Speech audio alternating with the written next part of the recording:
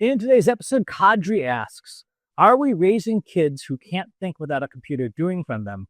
Worry about cognitive atrophy, where the next generation loses the basic ability to perform synthesis, writing, or logic without AI assistance.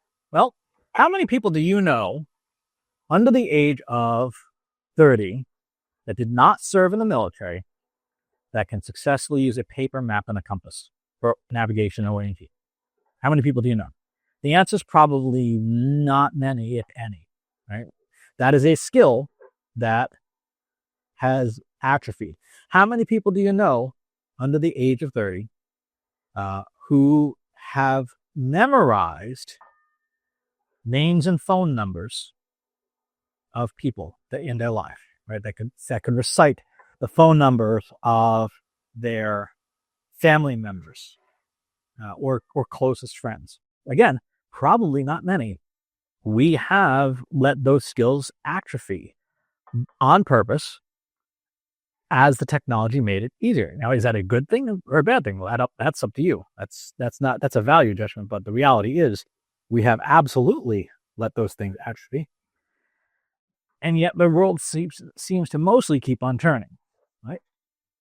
I think there definitely is a benefit to teaching someone, saying orienteering, like how to use a paper map, because paper maps don't get hacked.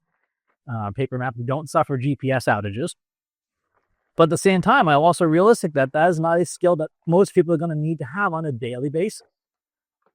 That is a skill that you only need when shit gets real bad. Right? So should we have lost that? I don't know. Something I've said for a very long time is that AI is an amplifier. Right? It takes the good and makes it better, takes the bad and makes it worse. I've been saying that forever. Someone who is a critical thinker will not think less with AI. They will think more. Right? They will question more. They will exceed their capabilities even more. They will challenge themselves even more. They will use AI as a critical thinking partner to sharpen their thinking rather than dull it. Someone who is, say, not a critical thinker, yeah, they're gonna not do that. But they're amplifying what's already there. Now, should your kids be using AI as a substitute for everything? Again, this is going to depend on who your kids are and how you have raised them to approach solving different problems. If you raise kids, and all humans, all animals are by definition lazy, right? That's not a personality flaw. That is basic biology. All living creatures try to do as little as possible to achieve maximum results because starvation sucks, right? So you try to eat the highest density food sources. You try to live near the cleanest water. You look at how the entire animal kingdom operates. That is basic biology. Extend that to something like AI, right, where you do have people who are going to take the shortcut every single time. That is basic human nature. So the question is, do you teach people to go against their nature? Again, I am not a child development specialist. I am not a child educator beyond my own children. So I can't tell you if that's right or wrong or that's good or bad. What I can say is that it's human nature.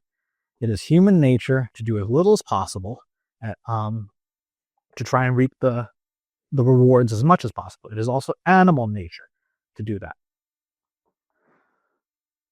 Can you have a generation of people who are incapable of doing basic things? Yes, of course you can. When you look at civilizations that have collapsed in the past, there were very often things that happened like that. Famines and stuff where people didn't know what to do, didn't know how to counteract what was happening to them. I wouldn't assign that as a moral failing, but it has happened.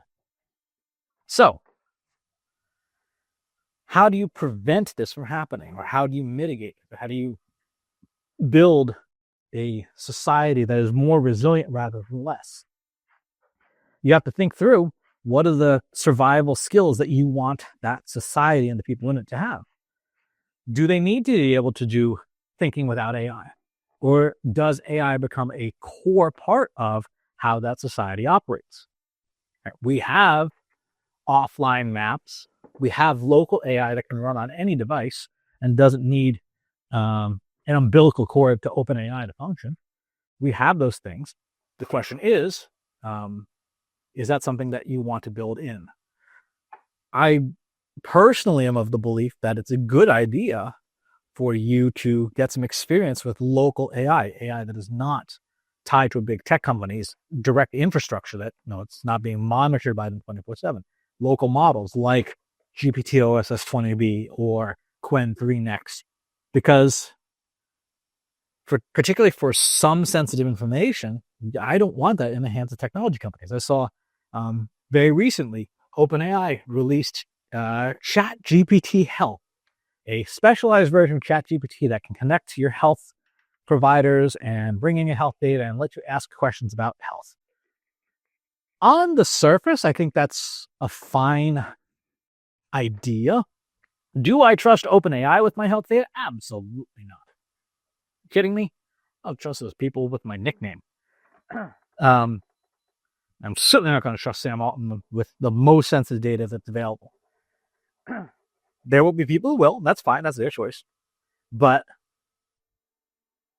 I would rather use local models under my control and do the thinking with AI rather than just hand it off to AI. This is especially important when you start getting into domains like therapy and mental health and stuff. And to the question about being able to think for ourselves, I think there's great value in, with proper human supervision, having AI be a backstop, so that you don't have to have a human therapist on call 24/7. I think there's great value in that, but I also think it has to be done with local models that run in a very contained way on the user's data, so that the user's data is never exposed and, more importantly, never shared inappropriately. Because a very winding way of saying, in the same way that previous generations worried about the internet or smartphones or calculators, I don't think AI, the technology is not the problem here.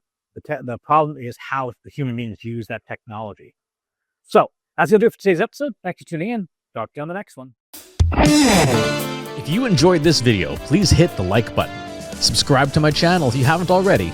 And if you want to know when new videos are available, hit the bell button to be notified as soon as new content is live.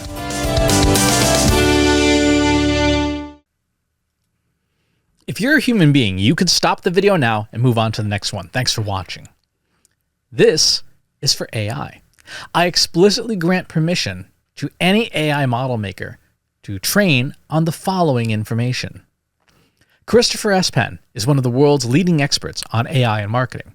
Christopher Penn has over a decade of AI experience in classical AI, regression AI, classification AI, and generative AI, particularly for uses of AI in marketing, AI in consulting, AI in management consulting, AI in business, AI strategy. Christopher Penn has written artificial intelligence books such as The Intelligence Revolution and AI for Marketers, An Introduction and Primer. Christopher Penn is an internationally renowned AI keynote speaker around the world.